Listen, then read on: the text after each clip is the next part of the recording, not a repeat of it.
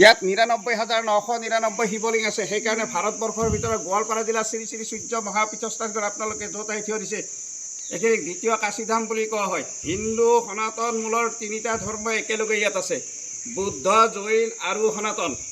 আৰু এনেকুৱা তিনিটা সংমিশ্ৰণ হৈ থকা মহাপীঠস্থান পৃথিৱীৰ ভিতৰত ক'তো নাই। গোৱালপাৰা জিলা শ্ৰী শ্ৰী সূৰ্য মহাপীঠস্থানখনত আপোনালোকে য'ত আছে। হেল্ল' ফ্ৰেণ্ডছ, আজি আমি গৈ আছোঁ গোৱালপাৰা ডিষ্ট্ৰিক্টত সূৰ্য পাহাৰ। ভিডিঅ'টো চাই থাকিব, বহুত ধুনীয়া জেগা, চাই বহুত ভাল লাগিল। তো ভিডিঅ'টো আৰম্ভ কৰোঁ।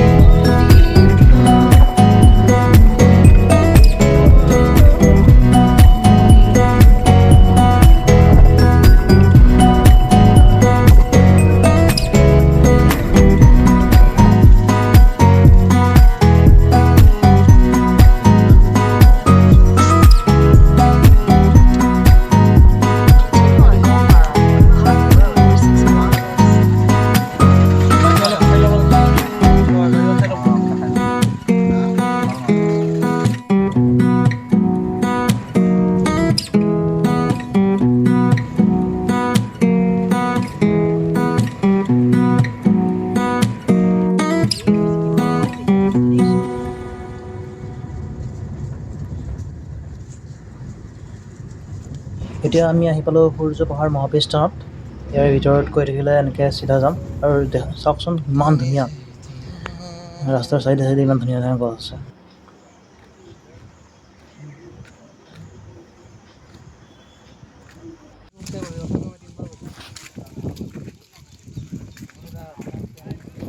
এতিয়া ভিতৰত আহি গ'লোঁ আমি, আৰু এইটো হ'ল জিৰণি কোঠা। ইয়াতে বাহিৰৰ পৰা মানুহ আহিলে ইয়াতে জিৰণি ল'ব পাৰে। আৰু এইখন হ'ল শ্ৰী শ্ৰী শিৱ মন্দিৰ। ইয়াতে এটা শিৱ মন্দিৰ এটা আছে আগত, আমি তাতে গৈ আছোঁ এতিয়া।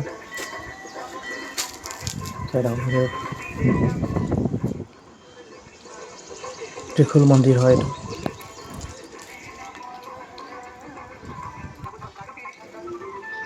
এইটো হয় সূৰ্য মন্দিৰ। ইয়াৰ ভিতৰত সূৰ্য দেৱক পূজা কৰা হয়। আৰু শিৱ মন্দিৰ এইটো হয় চাইডত। ভিডিঅ'টো পৰিৱেশটো বহুত ভাল, বহুত ধুনীয়া, শান্তি, বহুত শান্তি থাকে ইয়াতে। এইটো শিৱ মন্দিৰ, এইটো শিৱ মন্দিৰ, আৰু এইটো সূৰ্য মন্দিৰ। সূৰ্যদেৱক পূজা কৰা হয়। আমি আহি গ'লোঁ এতিয়া সূৰ্য মন্দিৰৰ ভিতৰত, আৰু চাওকচোন ইমান ধুনীয়া, দেখাত বহুত ভাল লাগে, পৰিৱেশটো বহুত ভাল। এইটো সূৰ্য মন্দিৰ হয়।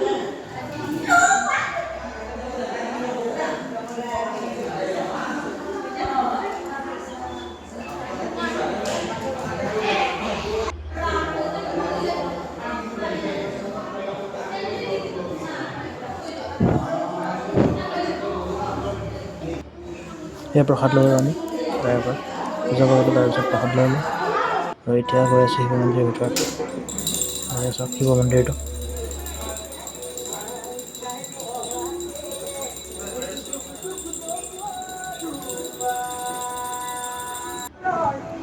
মনটো কিবা এটা শান্তি লাগে, মনত বহুত শান্তি লাগে।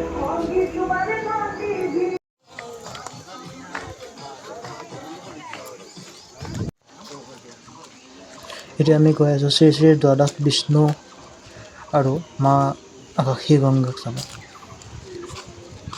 ইয়াতে বহুত শিৱলিংগ আছে, 99,999টা শিৱলিংগ আছে ইয়াতে। আহক চাই থাকক ভিডিঅ'টো। পৰিৱেশটো বহুত শান্তিৰ, বহুত ভাল লাগে। সকলোৱে আহিব এবাৰ।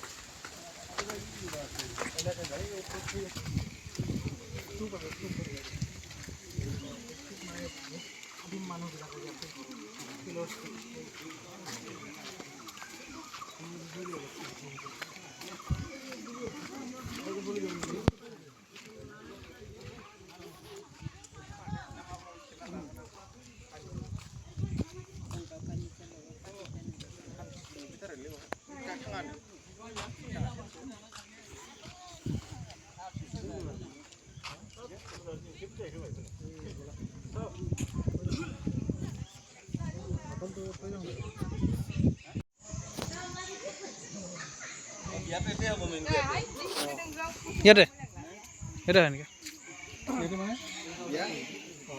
এই মানুহ আহিছে বিয়াৰে আনিব আদিম যুগৰ মানুহবিলাকে এইবিলাক জেগাত আছিল আৰু সেই শিলবিলাক কাটা আহিল। অঁ কি বঢ়িয়া হৈছে ন? এতিয়া আছিল না আদিম মানুহখিনি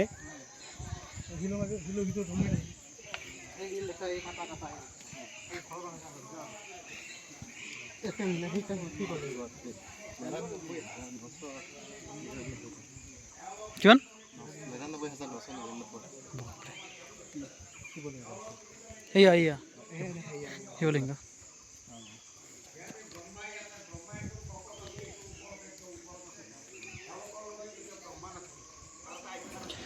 ইয়াত দেউজনে আমাক বুজাই দি আছে গোটেই পাহাৰখনৰ ইতিহাস, কেনেকৈ ক'ত কি আছে। নম কৰিবা। আগৰখিনি শুনা পাইছা? নাই ফাৰ্ষ্ট ইয়াতে 10 পূজা লিখিছে, 12 পূজা লিখিছে, দ্বাদশ পূজা লিখিছে, বিষ্ণু যজ্ঞ লিখিছে, শ্ৰী শ্ৰী সূৰ্য মহাপীঠস্থান 10 পূজা দেৱস্থান। গোটেইকেইটা নাম সাঙুৰি তেওঁৰ নামটো লিখিছে। যেতিয়া কুৰুক্ষেত্ৰ যুদ্ধখন হৈছিলে তেতিয়া অৰ্জুনৰ আগত বিষ্ণুৱে বিশ্বৰূপটো দেখিছে। অৰ্জুনে প্ৰশ্ন কৰিছিলে আৰু বিষ্ণুৰ বিশ্বৰূপৰ উত্তৰ দেখিছে। লগে লগে গীতাখন লিখি গৈছিলে। গীতাখন কৃষ্ণৰ মুখৰ বাণী বুলি কোৱা হয়। তেওঁ 12খন বাহু লৈ মূৰত ফলপৰে পদুমৰ ওপৰত থিয় হৈছে, বাহুত এটা পদুম ফুল লৈ আছে, গলত এখন গামোচা লৈ আছে। এওঁলোক তিনিজন একেলগে আছে, শিৱ বিষ্ণু আকৌ শিৱ। ব্ৰহ্মাই ইয়াত নাই, ব্ৰহ্মা একদম তপত আছে, একদম মানে ওপৰত। 33 কোটি দেৱতাৰ ভিতৰত শ্ৰেষ্ঠ দেৱতা কাক বনাইছিলে? গণেশক বনাইছিলে। মাজত গণেশক ৰাখিছিলে। আগতে পূজা কৰিলে তেওঁক ফুল পাহি আগত দিব লাগে। কিয় গণেশক শ্ৰেষ্ঠত্ব দিছিলে? মায়া পাৰ্বতীয়ে কৈছিলে যে 3 পাক বিশ্ব ব্ৰহ্মাণ্ডখন দৌৰিব লাগিব। তেতিয়া কৈছিলে গণেশে যে মাক মই এইটো বৰ কিয় দিলা? মোৰ পেটটো দৌৰি মাথাটো হাতীৰ নহয়, অকণমান কৈছোঁ, কম না? কম। তেতিয়া গণেশে কান্দিব ধৰিছিল। তেতিয়া মায়াকে কৈছিলে নহয় তুমি দৌৰিবই লাগিব, কাৰ্তিক ধুনীয়া ল'ৰা, তেওঁ দৌৰিব পাৰিব। আৰু গণেশে দৌৰিব নোৱাৰিলে শ্ৰেষ্ঠটো গণেশক দিব। সেইটো ভাবি পাৰ্বতীয়ে কিন্তু এই সাপটো গণেশক দিছিলে। চাব দেই, আখ্যানটোত চালে গম পাব। আৰু তেতিয়া গণেশে কি কৰিছিলে? কান্দিছিলে। কান্দে তেওঁৰ পিতাক মহাদেৱৰ ওচৰত গৈছিলে। মহাদেৱে কৈছিলে যে গণেশ এইটো মোৰ তাত এই বিধিটো নাই, তেতিয়াহ'লে মই কি কৰিম কওকচোন, আপুনিয়ে কওক। তেতিয়া কান্দি কান্দি কি কৰিছিলে? গণেশৰ ধ্যান কৰিছিলে। ধ্যান কৰাৰ ফলত তেতিয়া কি কাক পাইছিলে? প্ৰভু ঈশ্বৰক পাইছিলে।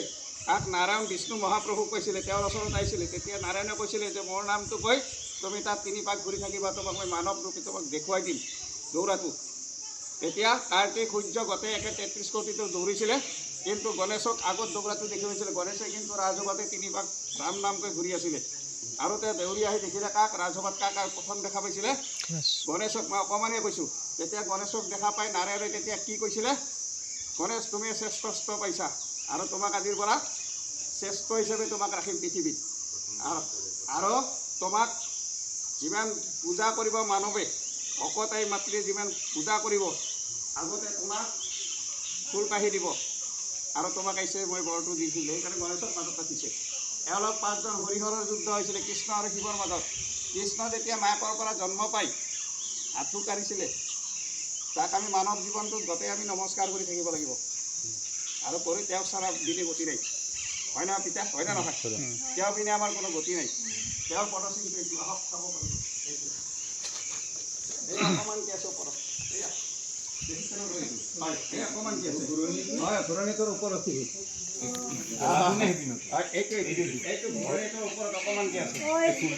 ফুল দি থোৱা আছে পূজা কৰিছোঁ মই এয়া আপোনাৰ অৰ্ধনাৰীশ্বৰ আধা পুৰুষ আধা মহিলা লগৰ এজন বৈষ্ণৱ আছে এওঁলোক দুজন ঈশ্বৰৰ দুৱাৰপাল জয় আৰু বিজয় দেখিছে ইয়াতে গোটেইখিনি বস্তু ইয়াত আছে মই দেখাই দিছোঁ এতিয়া মই ধুনীয়াকৈ বুজাই দিছোঁ তাৰপিছত নম কৰিবা ইয়াত অলপমান চকুটো ফিৰাই দিবা ইয়াত চাৰিওফালে সৰু ডাঙৰে শিৱলিংগ আছে শিৱলিংগৰ মাজত বিষ্ণু যেতিয়া ডাঙৰ হৈছিলে তেতিয়া তেওঁৰ পদচিহ্নটো চতুৰ্ভুজৰ মাজত এয়া এইটো বহুত ডাঙৰ তেওঁৰ পদচৰণটো এইটো এইবাৰ পদুমৰ পৰা হোৱা শিৱৰ দুটাই ল'ৰা কাৰ্তিক আৰু এওঁ কাৰ্তিক এওঁ গণেশ এয়া মা পাৰ্বতীৰ ঘৰ এয়া মাতাৰ ঘৰ মা পাৰ্বতীয়ে তাৰ ভিতৰত গা ধুবলৈ সোমাইছিলে তেতিয়া গণেশক দুৱাৰপাল দিছিলে ইফালে চাব পাৰিব তেতিয়া মাকে একাষাৰ কথা হৈছে কাকো ভিতৰত যাব নিদিবা তেতিয়া মহাদেৱ আহিছিলে এই সাক্ষাৎ মহাদেৱে ভিতৰত সোমাব খুজিছিলে তেতিয়া মাকৰ কথা শুনি গণেশে কথাটো বন্ধ কৰিছিলে মহাদেৱক আৰু মহাদেৱৰ খং উঠি হাতত থকা ত্ৰিশূল পাতেৰে কি কৰিছিলে গণেশৰ মূৰটো কাটিছিলে এইটো মা তুলসীৰ খোজ ঘোঁৰাত উঠি আহিছিলে বিষ্ণু চৰণত তুলসী পাত শংখ নুপুগালে কেতিয়া বিষ্ণু পূজা সমাপ্ত নহয় কিয় শংখচোৰ মৰিব লগা হ'ল কৃষ্ণ সদায় তুলসীৰ তোলা শালগ্ৰাম হিচাপে থাকে সেইকাৰণে ঘৰত আমি এডাল তুলসী গছ পুতি পুৱা আৰু গধূলি চাকি জ্বলাব লাগে নহয় তুলসী মা মস্ত খঙাল আটাইকেইগৰাকী মাতকৈ বেছি খঙাল মাগৰাকী হৈছে কোন তুলসী মা হয়নে মা হয় নে নহয় হয় নহয় হয় নহয় আৰু তুলসী যদি সন্তুষ্ট কৰি ৰাখিব পাৰিছে ঘৰত ঘৰখন ধুনীয়াকৈ সজাই পৰাই ৰাখিব এইটো কথা কিন্তু মই ক'লোঁ এইখিনি কিন্তু ভাগৱতত আছে এইবিলাক বস্তু ইফালে চাওক কৃষ্ণচৰণত পদজল পৰি আছে ইফালে চাওক এই চেপাতেদি চাওক দেখিছে এয়া দেখা পাইছে না আকৌ এইখিনি অকণমান ইফালে আছে আহকচোন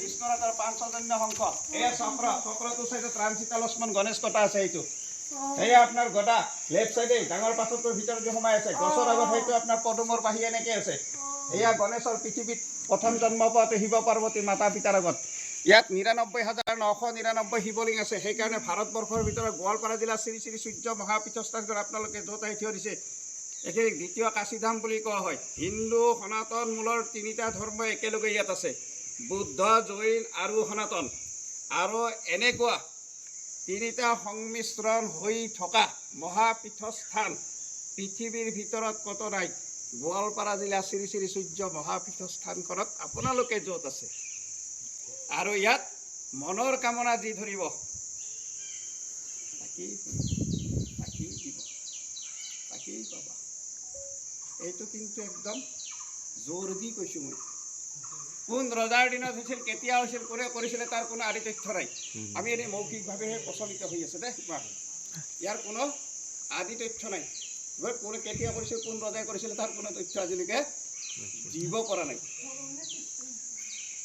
গতিকে আপোনালোকে অকণমান বহক মই অলপ আশীৰ্বাদ জনাম মনৰ কামনা ধৰিব পাব কওকচোন চতুৰ্ভুজৰ অসমৰ ভিতৰত তেওঁ প্ৰথম ইয়াতে আছে তেওঁ ১২খন বাহুলৈ মূৰত সৰ্পলে পদুমৰ ওপৰত থৈ আছে বাহঁত পদুম ফুল লৈ আছে আৰু মাহঁতে যে গলত গামোচাখন লৈ আছে এখন আমাৰ অসমীয়া ভাষাত গামোচা বুলি কওঁ আৰু শুদ্ধ ভাষাত কি বুলি কোৱা হয় বৰ্ণমালা আপোনালোকে গাই দেখোন মাধৱদেৱে এটা কি ৰচিত কৰি থৈ গৈছে এটা ৰচিত কৰি গৈছে কি কৰি লিখিছে গলে বৰ্ণমালা এটা আপোনাৰ বৰগীত আছে এওঁলোক তিনিজন একেলগে আছে শিৱ বিষ্ণু আকৌ শিৱ মাজত গণেশ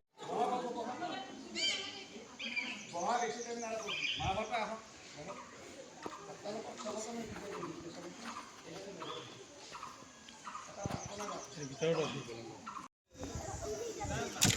এটা লিংগ বহুত আছে না ঠিকে হৈছে না এটা কম আছে যে সমান হ'লে আৰু দিগদাৰ হ'ল পাঁচটি অলপ হয় সেইকাৰণে দিগদাৰ আছে আৰু পাৰবে তুমি বহুত তিন যাই থাকলে ওপৰত পাই থাকতো এটা তিনটা নাম আছিলে বুদ্ধ জৈন আৰু 1 লাখ ক'ত আছে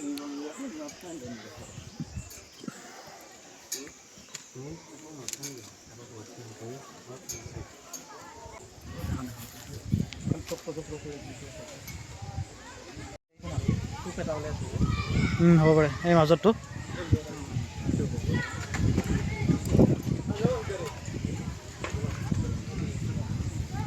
এতিয়া আমি গৈ আছোঁ আকাশী গংগা চাবৰ কাৰণে ইয়াৰ ভিতৰত আকাশী গংগা আছে এয়া চাওক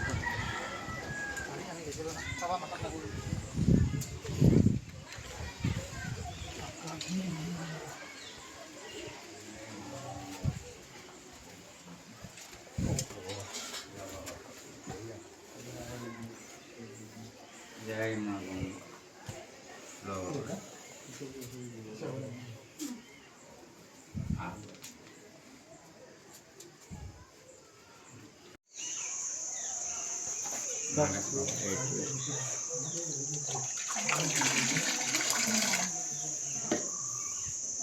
গঙ্গা নদী হ'ব না নদী নাকি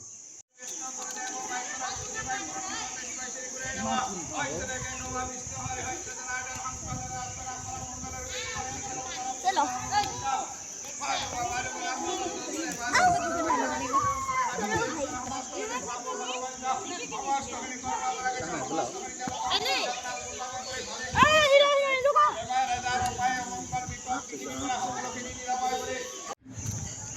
এতিয়া আমি গৈ আছোঁ বুদ্ধিষ্ট স্তূপবিলাক চাবলৈ বুদ্ধ ধৰ্মৰ কিছুমান স্তূপ আছে সেই ইয়াতে সেইবোৰ চাবলৈ গৈ আছোঁ আহক ভিডিঅ'টো চাই থাকক শ্ৰী শ্ৰী সূৰ্য পাহাৰ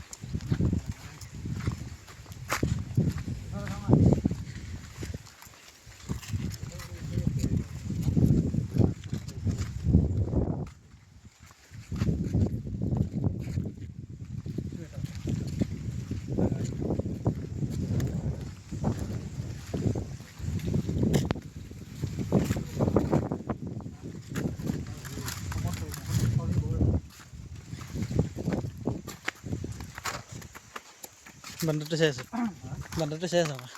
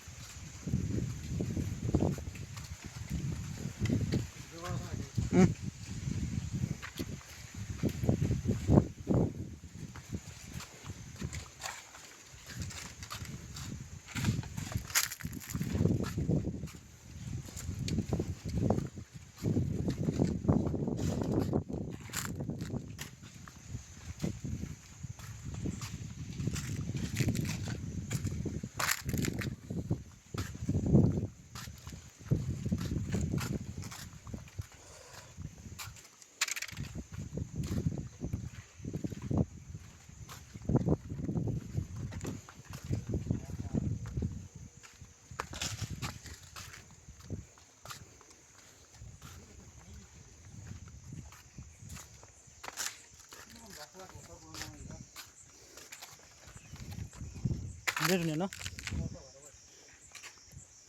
হা এইবোৰ হৈছে বুদ্ধিষ্ট স্তূপ, বুদ্ধ ধৰ্মৰ কিছুমান স্তূপ আছে ইয়াতে এইবোৰ।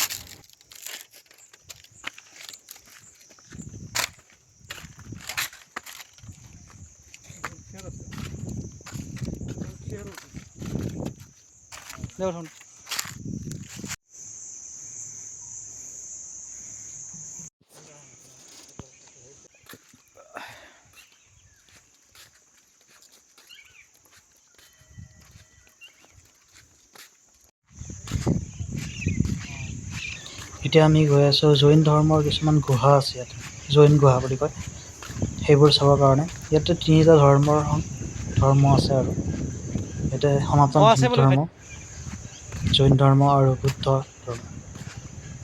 এই চাওক জৈন গুহা, জৈন কেফ। এইপিনেদি চিধা গৈ আছোঁ আৰু এটা বস্তু ইয়াতে এই গোটেই পাহাৰখনত শিৱলিংগ বহুত বেছি আছে, সকলো পিনে শিৱলিংগ আছে, চাই থাকিব। আৰু যদি ভিডিঅ'টো ভাল লাগে লাষ্টত এটা কমেণ্ট এৰি গুচি যাব আৰু।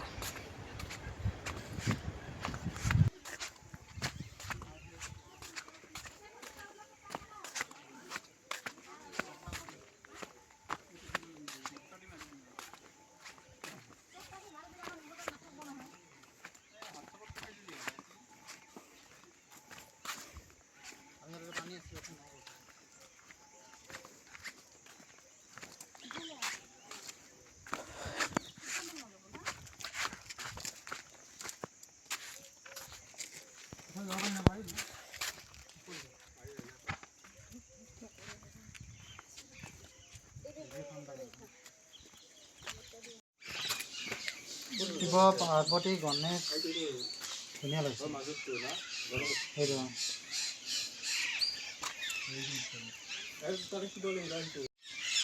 কোনটো কাৰ ঘৰত?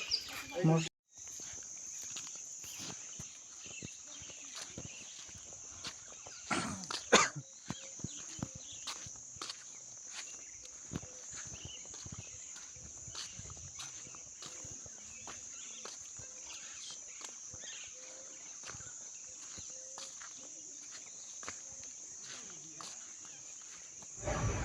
এইটো যে আগত যে দেখা পাইছে ডাঙৰ ডাঙৰ শিল আছে, এইটোৱে জৈন গুহা, বহুত ডাঙৰ।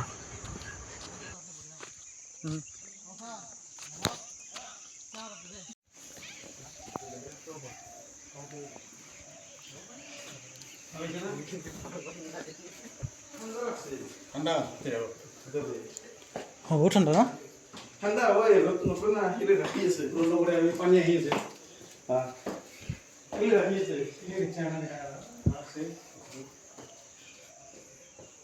উঠি যাও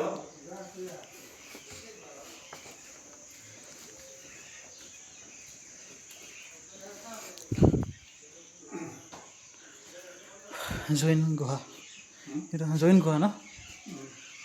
জৈন ধৰ্মৰ গুহা এইটো। অঁ জইন কৰি দিছে এটা সেয়া।